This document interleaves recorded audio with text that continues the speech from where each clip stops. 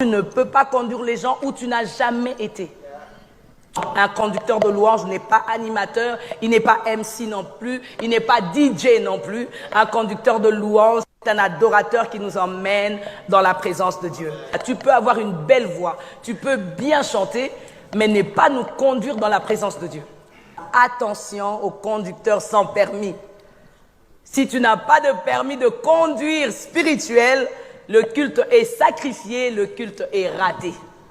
Vous êtes d'accord avec moi? Un conducteur de louange, c'est un homme comme un prédicateur qui se prépare toujours pour la conduite de culte, spirituellement et artistiquement. Il a deux missions. Il a la mission de nous emmener vers Dieu et il a la mission d'emmener Dieu vers nous. C'est tout un ministère, ça n'a rien à voir avec chanter un chant et les gens lèvent les mains. Beaucoup de chanteurs, beaucoup de conducteurs de louanges restent attachés à leurs dons au lieu de s'attacher aux donateurs. Si tu restes attaché à ton don, tu deviendras juste un artiste. Mais tu ne seras pas le conducteur de louange que nous cherchons aujourd'hui. Conduire le culte, c'est toute une charge.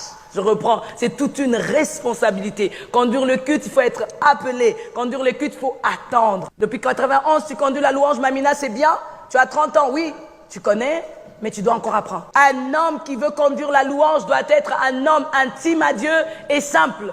Un homme qui veut apprendre toujours. Si tu ne connais pas qui tu adores, tu ne peux pas l'adorer. Jésus dit à la femme samaritaine, vous adorez celui que vous ne connaissez pas. Ça veut dire que tu dois d'abord connaître Dieu avant de l'adorer. Ta vie d'adorateur, tu dois l'avoir partout, partout. Je dis encore partout. Ne cherche pas la vie d'adorateur qu'ici à l'église, c'est pourquoi les gens se battent pour les micros. Mais si tu es un vrai adorateur, fais-les même dehors. Monte dans le métro, chante. Pour une bonne gestion et pour une bonne organisation de culte. Le conducteur de louange est très, très important dans un culte. J'aimerais parler vraiment aux hommes de Dieu qui négligent cette partie-là. Ils disent, faites-moi un chant, deux chants, et puis je prêche. Non, un conducteur de louange, c'est une personne qui vient faire siéger Dieu, et tu peux parler de la part de Dieu. Le pasteur fait le contraire du conducteur de louange. Lui, il est prédicateur, il ramène le message de Dieu vers le peuple, mais le conducteur, lui, il prend le peuple, il nous emmène vers Dieu. Ça permet d'avoir un culte équilibré. Que la gloire descende sur toi. Dis Amen. Que bien-aimé, tu cherches l'onction, va dans la présence de Dieu. Tu restes avec les hommes, tu auras le langage des hommes. Lorsque tu restes longtemps avec Dieu, tu auras le langage de Dieu. Les disciples étaient beaucoup avec Jésus, ils avaient le langage de Jésus. Même quand Pierre a dit, ah non, non, je ne le connais pas, on a dit, non, toi tu étais avec lui. Tu peux rester 3 heures à la PlayStation. Mais 3 heures à la présence de Dieu, 3 minutes. Les adorateurs restent sur Dieu. Mais les idolâtres, Michael Jackson. Fais attention avec l'idolâtrie et l'adoration. L'idolâtrie, c'est quand on te célèbre toi, on célèbre ce que tu fais. On a célébré le veau d'or que Aaron avait mis en place. Mais on n'a pas célébré le Dieu qui avait donné à Aaron l'intelligence de l'art. Qui a élevé cette statue?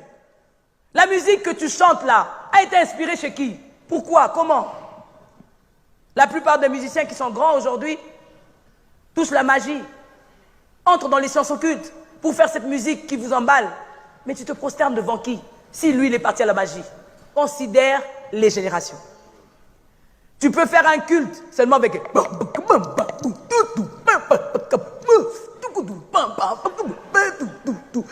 Tu n'as que les jeunes qui sautent, qui dansent.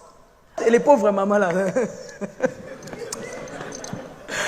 Tout-puissant, comme mon cœur... Tu vois les papas là, tout le monde chante à ta place. Tout l'univers, créé par ton pouvoir. Ils attendent encore, oh, tu n'as pas besoin de... Le ciel d'âge. Ils sont tellement dedans. Un chant qui met toutes les générations à l'aise. Que ton onction dépasse tes émotions, soit au-dessus.